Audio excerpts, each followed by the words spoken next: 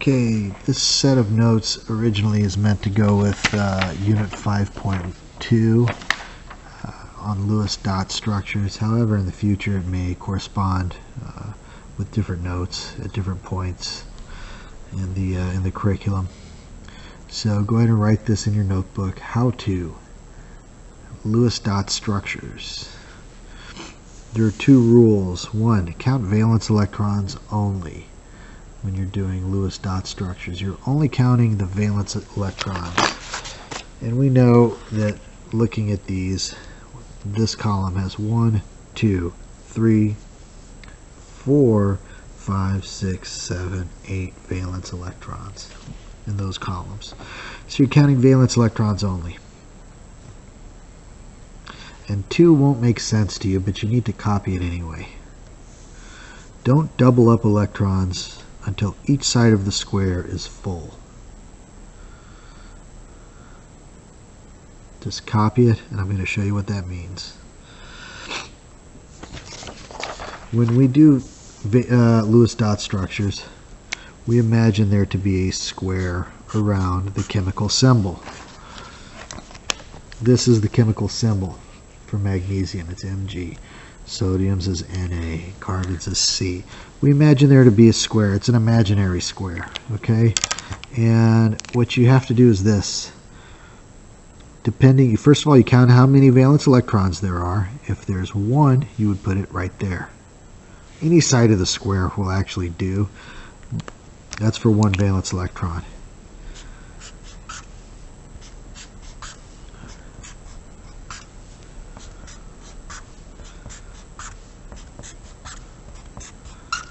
Okay, if I had 2 valence electrons, I'd go 1, 2.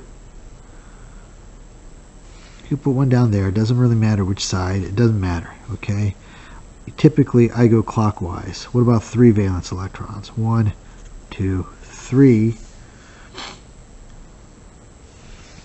And 4, you can imagine. 1, 2, 3, 4. Don't double up until each side of the square is full.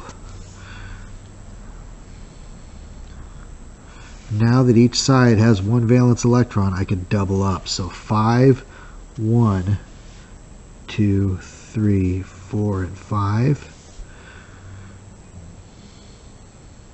What about 6? 1, 2, 3, 4, 5, and 6. What about 7? 1, 2, 3, 4, 5, 6, 7. And what about 8? 1, 2, 3, 4, 5, 6, 7, and 8. And that's how you do it. It's that simple, okay? It is that simple. Now, when I actually write this out, I drop the square becomes invisible, and then I just write the symbol in. So let's just look at some examples. For column number 1, any one of these I could put in here for 1 valence electron. I could put sodium in. Let's just do that. There's sodium. Column number 2, I could put magnesium. Column number 3, I could put boron. Column number 4, I could put carbon in here. Number 5, I could put nitrogen. Right? 5 nitrogen. 6 could be oxygen. 7 could be fluorine. And 8 could be neon. So that's how that works. Now, what if I had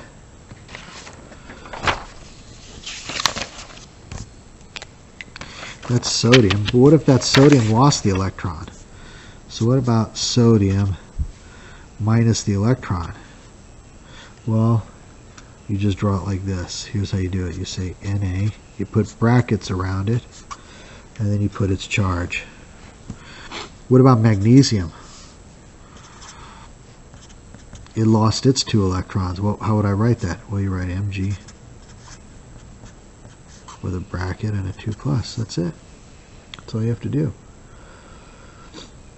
What about chlorine if it gained chlorine minus? What if it gained that? Well, then you'd write chlorine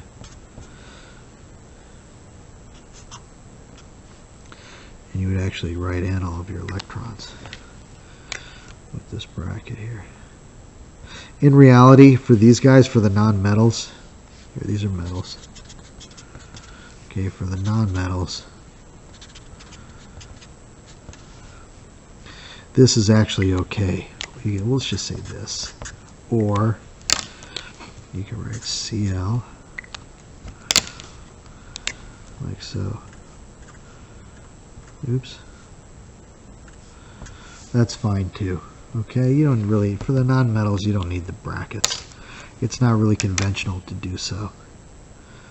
Okay, for the metals, it is conventional to include the brackets. For the non-metals, not so much. Alrighty, so that's how you do that. That's Lewis dot structures. There you have it. Make sure you copy these down exactly, and then that should allow you then to solve all of these down here. Alright, and you know what I'll do? I'll just go ahead and solve them right now. I'm going to have you look at that, and then I'm going to pause the video and put the answers up right now.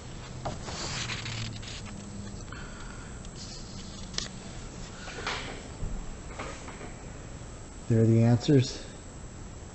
Okay, have a look at them. And then that concludes the set of notes.